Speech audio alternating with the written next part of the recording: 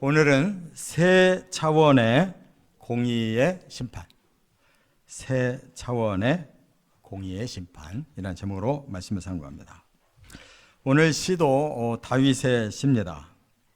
근데 다윗은 참으로 하나님을 잘 경외하는 사람이었기 때문에 보통 사람들과 좀 다른 생각을 품고 사는 사람입니다. 우리가 오늘날 정말 이 세상이 이렇게까지 타락할 수가 있을까라는 생각을 하게 되는 것은 이 세상의 사람들은 뭐 어떤 짓을 했든지 그냥 요리조리 피해서 그냥 아무 문제만 없으면 된다, 이런 생각을 하고 있습니다.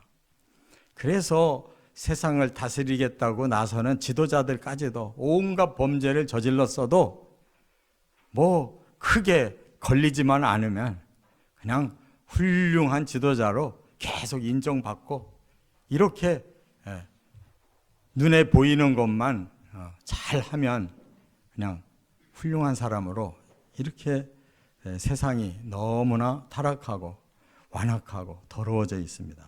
그런데 다윗은 그런 사람이 아니었어요.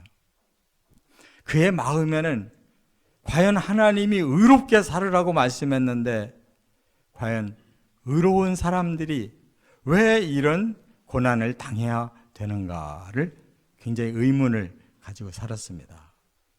그리고 하나님이 계신데 왜 하나님은 공의의 심판을 안 하실까라는 의문을 가지고 살았어요. 그래서 다윗에게는 이 두 가지의 단어가 굉장히 중요한 것이었습니다. 나는 의롭게 살아야 되겠다. 이 구약에서 많이 나오는 이 단어가 체다카라고 하는 의예요. 의. 하나님이 계속 사람들에게 가르치는 말씀 속에 핵심 단어가 의롭게 살아라 해요. 체다카. 또 하나, 하나님은 끝에 반드시 공의의 심판을 하겠다. 바로 미슈파트가 하나님께서 하시는 마지막 사역이셔요. 그런데 세상은 그런 것이 전혀 느껴지지 않는단 말이에요. 뭐 어떤 짓을 저질렀든지 뭐 적당하게 넘어가고 뭐 이리저리 막 찔러 넣어가지고 다 감춰버리면 끝나고, 뭐 하나님이 계시다고 하는데 한 번도 뭐 세상 제대로 심판하는 거 못 봤기 때문에 이대로 영원히 갈 것 같거든.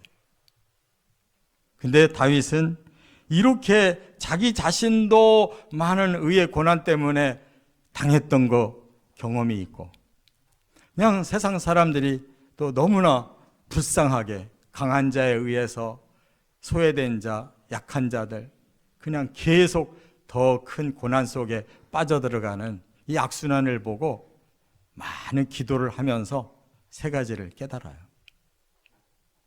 하나는 개개인이, 강한 자는 계속 강해서 모든 걸 다 취하고 약한 자는 약해서 모든 걸 다 빼앗기고 이렇게 사는 것이 하나님께서 계속 그냥 두시는 것이 아니다라는 걸 깨달았어요.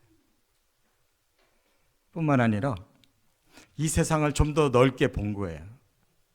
우리 사람과의 관계만이 아니고 이 세계의 역사가, 그리고 이 모든 인류들이 살아가는 이 과정에 하나님이 전혀 안 계신 것 같은데 반드시 개입하고 계시다는 거. 이 역사와 온 세계 인류를 반드시 하나님은 통치하고 계시다는 것을 깨달았다는 거예요. 뿐만 아니라 다윗의 눈이 더 열렸어요. 그랬더니 이 땅에서 끝날 문제가 아니라는 거예요. 하나님의 나라에서 하나님은 영원한 공의의 심판을 통해 그들이 의롭다고 인정받는 자들은 영원한 하나님의 나라의 백성으로 심으실 것이고, 이 땅에서 끝까지 악을 회개하지 아니하고 끝까지 악으로 가는 자들에게는 영원한 형벌을 판결하셔서 그들에게는 영원한 지옥을 보내신다는 거예요. 이것이 영원한 공의의 판결이라고 하는 사실을 깨달았다, 그 말이에요. 여러분, 우리들에게도 이 세 가지 차원의 의와 세 가지 차원의 공의의 판결은 여려 없이 다 적용된다는 거 꼭 깨달으시기 바랍니다. 그래서 오늘 본문에 이걸 좀 더 깊이 살펴보자는 거예요. 첫째, 1절부터 6절까지 보면 개인의 차원. 하나님 우리 개개인에게 다 관심 가지고 그 눈으로 뭘 보시냐? 공의의 심판을 할 것을 눈으로 보고 계시다는 거예요. 자, 한번 2절과 3절을 같이 읽겠습니다. 내가 주를 기뻐하고 즐거워하며 지존하신 주의 이름을 찬송하리니 내 원수들이 물러갈 때에 주 앞에서 넘어져 망함이니이다. 다윗이 고민했던 바가 해결된 거예요. 아, 내가 그동안 잘 몰랐었구나. 좀 더 깊이 하나님의 뜻을 찾았더니 드디어 알았다.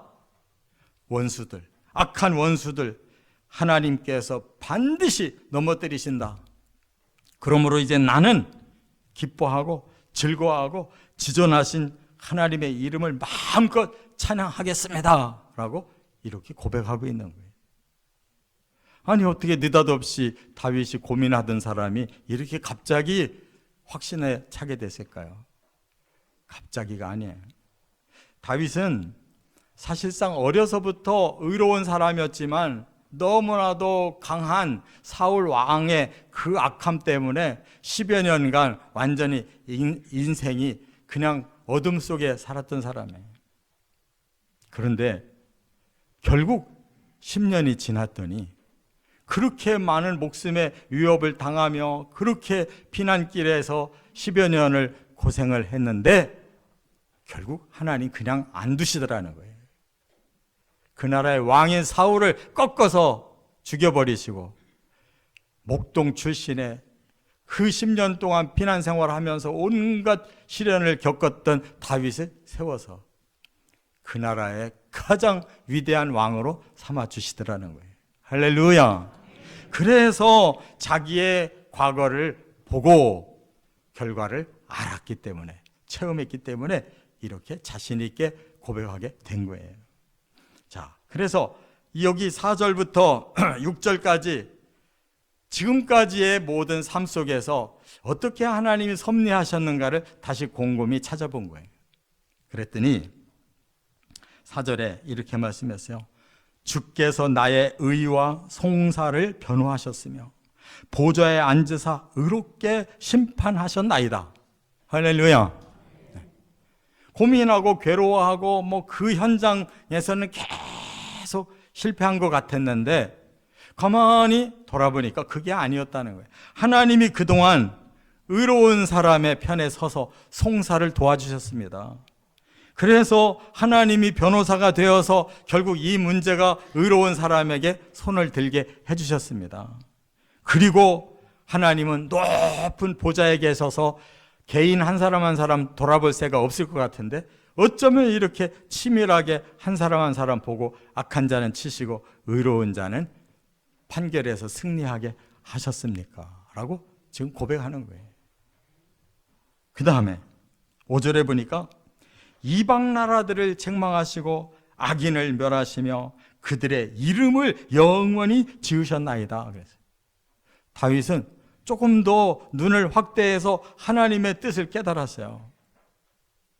다윗이 다스리는 이스라엘. 그런데 계속 그 나라가 지금까지 많은 주변의 나라들에게 시련을 당했어요. 이스라엘은 약한 나라였습니다. 그 주변의 나라들은 처음부터 훨씬 더 빨리 왕들이 생겼고 훨씬 더 부흥했습니다.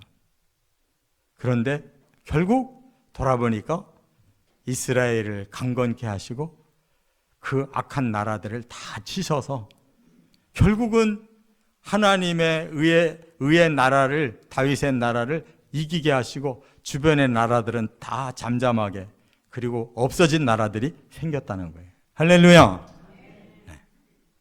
바로 이 눈을 우리가 가져야 될 줄 믿습니다.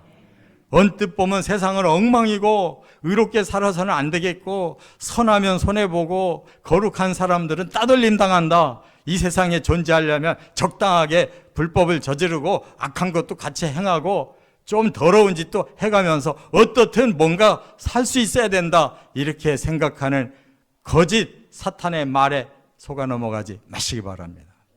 끝까지 의의 길을 가면 끝내 하나님은 공평한 미슈파티의 심판을 통해 바로 잡아주신다, 그 말이에요. 그래서 6절에 이렇게 결론을 내렸어요. 원수가 끊어져 영원히 멸망하여 싸우니 주께서 무너뜨린 성읍들을 기억할 수 없나이다. 이게 진정한 승리자예요.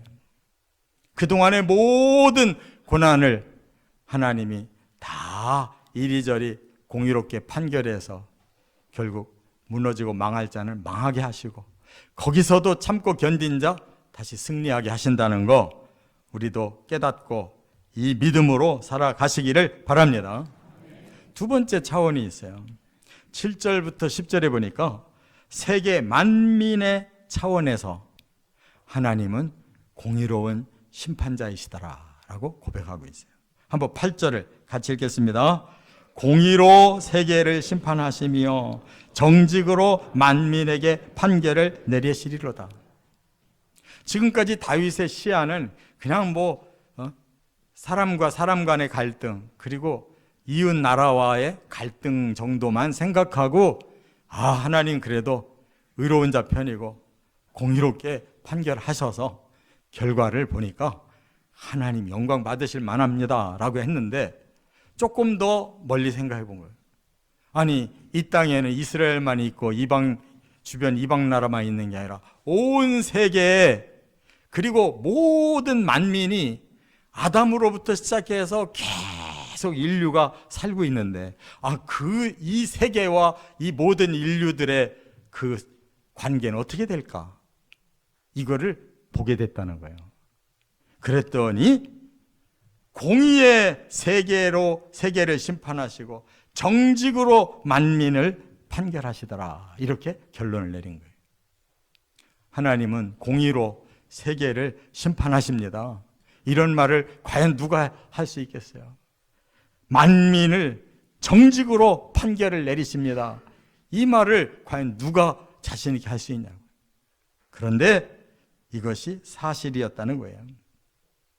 여러분, 이스라엘 역사를 가만히 보세요. 그리고 더 앞으로 나가서 창세기의 역사를 가만히 보세요.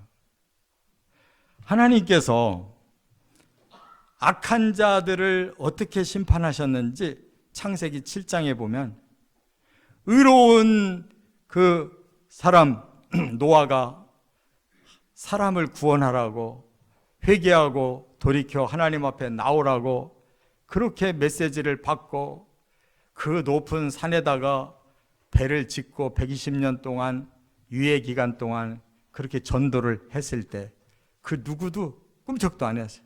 다 지들 먹고 사는데 바쁘고 그냥 세상의 정욕을 또 누리는데 바빴던 사람들, 결국 하나님께서 디데이가 되니까 방주문을 닫았는데 거기에 노아의 8식구밖에 없는 거예요. 짐승들밖에 없어요. 사람은 다 밖에서 그 하늘에서 내린 폭우와 땅에서 솟구쳐 나오는 물 때문에 완전히 세상이 다 잠겨버려서 홍수로 죽었어요. 하나님은 공의의 심판자이십니다. 무섭게 공의로 판결하셔서 8사람 살리고 많은 인류 다 죽이셨어요. 또 창세기 19장으로 넘어가 보니까 아브라함 시대, 아브라함이 의롭게 살다가 그 조카가 그만 소돔과 고모라 성으로 간 것이 너무나 가슴 아팠어요. 그런데 어느 날 아브라함에게 새 천사가 찾아와서 메시지를 발표합니다. 지금 너무나 악해서 내가 그들을 한번 보려고 가는 것이다. 그렇게 아브라함이 그 사실을 듣고는 얼마나 중보기도를 여러 차례 했습니까? 의인이 50명 있는데도 죽이실 겁니까? 마지막에 10명만 있어도 의인을 살리겠다고 하시고 가셨는데 그 성이 멀리서 보니까 막 그냥 유황불로 완전히 소돔과 고모라 성이 멸망을 당해요. 의인 10명이 없어서. 그런데 롯은 살아났어요. 왜? 하도 아브라함이 중보기도를 드리면서 그 자기 조카를 살리려고 하는 그걸 보고 그 조카 롯과 두 딸을 살려주셨단 말이에요. 여러분, 이게 바로 하나님의 공의의 심판인 줄을 깨달으시기 바랍니다. 그리고 이제 이스라엘이라는 그런 나라가 생겼어요. 너무나 지졸이죠. 모세 시대에 겨우 애굽에서 이스라엘을 끄집어낼 때 그 연약한 자들을 살리려고 하나님은 애굽을 치셨잖아요. 10가지 재앙으로 완전히 망하게 하셨어요. 이게 최초의 바로 이스라엘을 대적한 큰 강한 나라는 애굽 나라인데 완전히 부셔버렸어요. 그 다음에 이스라엘이 이제 가나안 땅에 정착을 해가지고 죄를 범하기도 하고 그냥 하나님을 아주 고통스럽게 할 때 바로 하나님께서 이스라엘을 얼마나 많이 시련을 주셨어요. 그러나 결국 선민을 괴롭힌 자를 먼저 치셨는데 그 다음에 아수르라고 하는 제국이 북이스라엘을 쳤다가 자기들이 완전히 망하죠.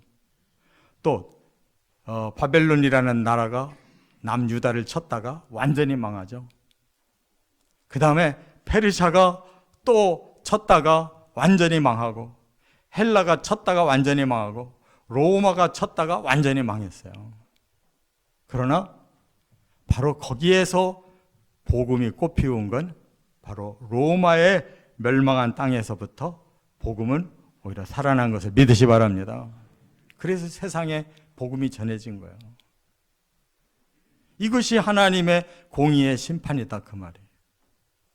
여러분, 우리는 좁은 눈을 가지고 강대국은 무조건 잘 살고 계속 수명이 길고 언제까지나 형통할 것 같은데 지금까지 다 무너졌어요.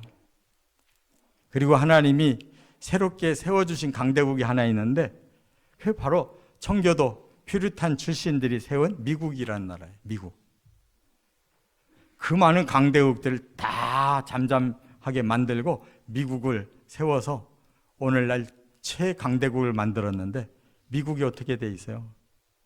너무너무 타락한 거예요. 그냥 길거리에 그냥 좀비들이 즐비한 거예요. 가장 흉악한 테러들이 막 사방에서 일어나고 있어요. 아무리 의로워서 하나님 축복하셔서 이 세계에서 기둥처럼 쓰셔도 다시 타락하고 악하면 무너지는 거예요. 심판이 거기서부터 시작되는 거예요. 깨달으시 바랍니다.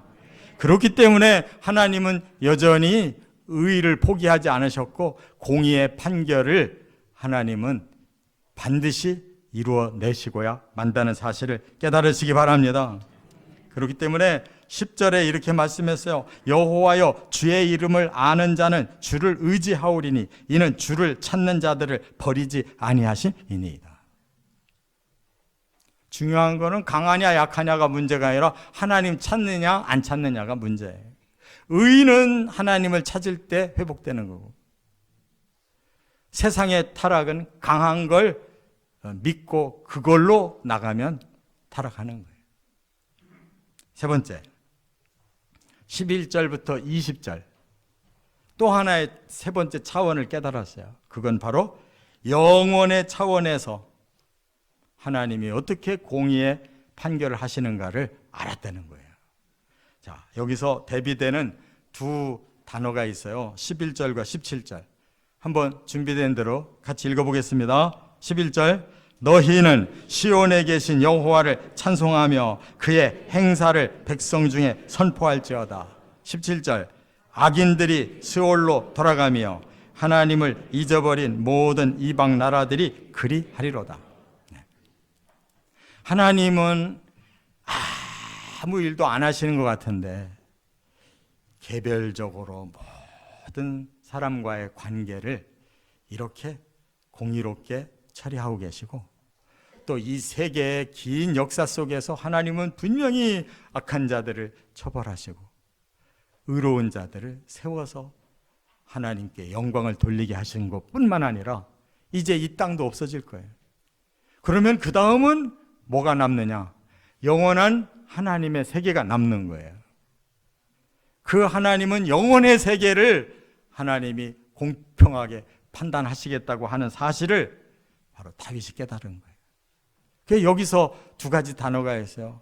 공평한 판결에서 살아나서 구원받을 자들은 시온의 백성으로 삼아서 그들을 받아들이시겠다고 그랬고, 그 공평한 판결에서 걸려 넘어진 자들, 끝까지 악을 행하던 모든 자들은 바로 17절에 악인들은 수올로 돌아간다고 말씀했어요. 수올은 악한 사탄의 감옥인 것입니다. 그런데 하나님을 버리고 그 의를 부리로 그 공평한 판결을 끝까지 두려워하지 않고 저항했던 자들, 바로 사탄의 영원한 감옥, 그 수월로 사람들을 그냥 들어가게 하겠다는 거예요. 이 심판이 아직 남아있는 줄 믿습니다. 저와 여러분에게 해당되는 심판인 줄 믿습니다. 우리가 영원히 하나님 앞에 갈 거냐, 영원히 사탄의 집에 그 지옥불로 들어갈 거냐 하는 것을 우리는 의식하고 살아야 된다는 거예요. 이거 무시하고 살다가는 이 수천 년, 또 우리 개개인의 100년 미만의 인생이 문제가 아니라 영원의 문제가 온다는 거예요. 그렇기 때문에 오늘 본문에서 시온을 뭐라고 말씀했느냐 하면 14절에 이렇게 말씀했어요. 내가 주의 찬송을 다 전할 것이요 딸 시온의 문에서 주의 구원을 기뻐하리이다. 이게 다윗의 지금 고백시인데, 시온을 뭐라고 했냐면 딸이라고 그랬어요. 이 말은 뭐냐? 하나님이 굉장히 사랑하는 딸을 시온이라고 부르면서 그 문을 활짝 열고 너희들 내 딸들 다 들어와, 다 들어와. 여기서 영원히 나와 함께 기쁨을 누리며 살자라고 하시는 그 환상을 보고 다윗도 기뻐했다는 거예요. 여러분, 그 기쁨을 우리도 누리기를 원하십니까? 네. 의롭게 살아야 되는 거예요. 뭐 이 땅에서 요리조리 피하면서 사는 게 중요한 게 아니라 영혼의 문제를 가려면 우리는 의롭지 않으면 바로 이 시온의 문에서 닫혀버리는 거예요. 반대로 악한 자는 어떻게 말씀을 했어요? 12절에 보니까 피 흘림을 신문하시는 이가 그들을 기억하시며 가난한 자의 부르짖음을 잊지 아니하시도다. 이 말은 무슨 뜻이냐면 무죄한 피를 흘리는 자를 하나님 기억하신대요. 가난한 자를 부르짖게 만든 그를 기억하신다는 거예요. 세상은 그런 거 기억 안 해요. 무자비하게 죽여서 구테타 성공하면 그걸로 끝이에요. 어떻게 무죄한 자들이 피를 흘리고 그 후에 고통받으며 어떻게 그들이 슬픔 속에 망해가는 건가를 생각하지 않아요. 어떻게 올바르게 살려다가 모든 것을 다 잃어버리고 모든 걸 다 뺏겨서 가난하고 처절하게 슬픔 속에 사는 자들을 이 세상은 생각하지 않는다고. 다 악해도 승리했으면 끝이에요. 뺏어 먹었으면 끝이라고. 그러나 하나님은 기억하고 계신다는 거예요. 무죄한 피를 흘리게 한 놈들, 그 의로운 자를 가난하게 만들었던 그 자들을 하나님은 잊지 않고 기억하신대요. 이게 심판의 조건이기 때문인 줄 믿으시기 바랍니다. 그래서 15절에 그 결과, 그들을 자기가 판 웅덩이에 빠지게 하고 자기가 숨긴 그물에 그 발이 걸리게 하신대요. 이게 뭐예요? 인과응보예요. 악인을 자기가 손으로 행한 일에 스스로 얽히게 하신다. 이게 자업자득이에요. 그들을 스올로 돌아가며, 왜? 하나님을 잊어버린 나라들이기 때문이다 그랬어요. 하나님을 잊어버리지만 않아도 살려줄 걸. 하나님 구원해 주세요 하고 마지막 죄를 털기만 해도 그들을 구원할 걸. 그것마저도 거절하고 하나님이 어디 있느냐, 우리 세상대로 우리가 우리 뜻대로 해서 안 된 게 뭐가 있느냐, 이런 교만한 자들 마지막에 들어갈 것은 저 스월의 불 연못의 사탄의 집으로 들어간다는 거예요. 이걸 깨닫는다면 다윗같이 깨닫는다면 정말 그 길로 가고 싶어서 하나님, 의의 하나님, 공평의 하나님, 우리는 주님을 찾고 주님을 의지하겠습니다. 주여 우리를 구원해 주십시오. 우리가 구원받는 날 주님께 영광 돌리며 우리는 기쁨을 누리겠습니다라고 고백하지 않겠냐 말이에요. 이게 다윗의 말이거든요. 저와 여러분의 고백도 되시기를 주의 이름으로 축원합니다.